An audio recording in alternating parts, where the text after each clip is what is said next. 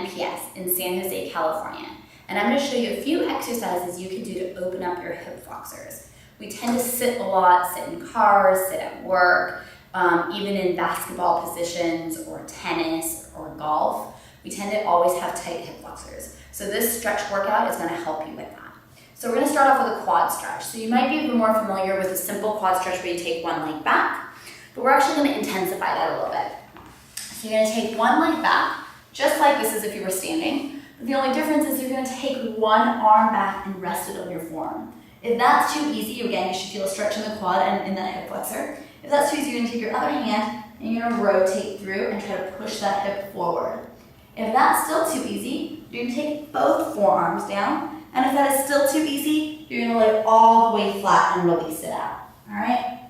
So again, really developing a length in the quad and opening up that hip flexor.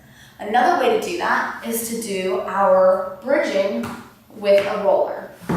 So we're going to set our feet on that roller. And we're going to roll up through our hips, really increasing the amount of work in our abdominals, but also allowing us to really engage through those abs. So we're going to tilt from that pelvis, scoop from those abs and set those hips up, and then roll back down. For increased work, you can roll up, holding it up there, and working through those feet nice and steady, and then release it back down. Okay. Besides that, we also have a hip hinge that we can do. So, in making sure that our feet are flat, we're keeping our hips nice and open with no creases in the front of our hands. Our hands are going to be forward and we're not arching our back. We definitely don't want this, it just puts pressure on our low back and it doesn't actually help anything in the hip flexor. But instead you want to hinge back, keeping those abs tight, keeping a nice long line, and then bringing it straight back up. If you have bad knees, meniscus injury, knee replacement, or anything like that, you probably want to avoid this one or put some padding underneath the knee. But again, you're going to engage those abs and hinge back, really stretching out those quads, and then bringing it right back up.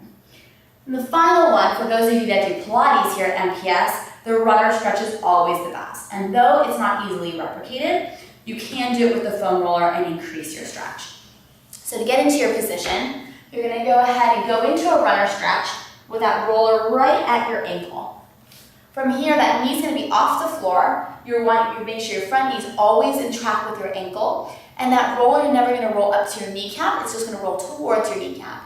Depending on how much flexibility you have and how much you want to power through that, you're going to start to roll that roller back and really let gravity take over on that hip and just stretch out through that hip flexor and then release it back in.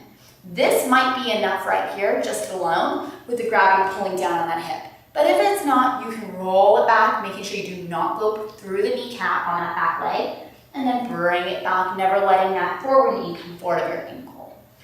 Hopefully those will help you release your hip flexors, especially as we sit so much, and let us know if you have any other questions here at MPS.